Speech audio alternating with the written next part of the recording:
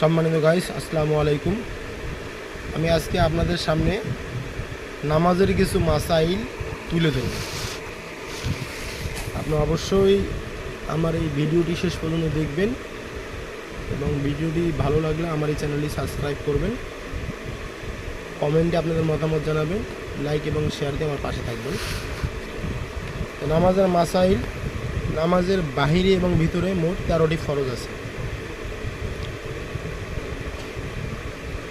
নামাজের ভিতর এবং বাহিরে মোট 13টি ফরজ আছে। নামাজের বাহিরে 7 ফরজ।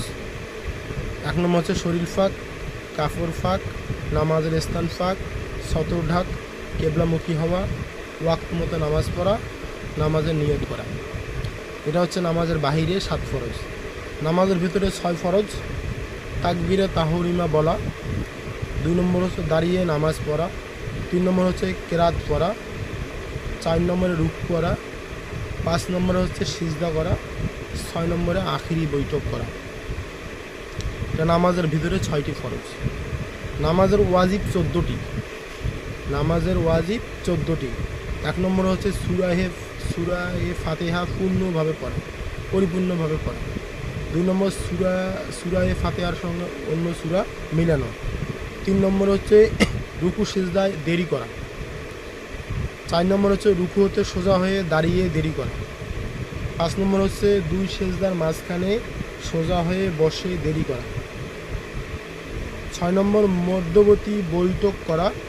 7 নম্বর উভয় বৈঠকে আত্তাহিয়াতু পড়া। 8 নম্বর হচ্ছে ইমামের জন্য কেরাত আস্তে পড়ার স্থানে আস্তে এবং জোরে পড়ার স্থানে জোরে পড়া।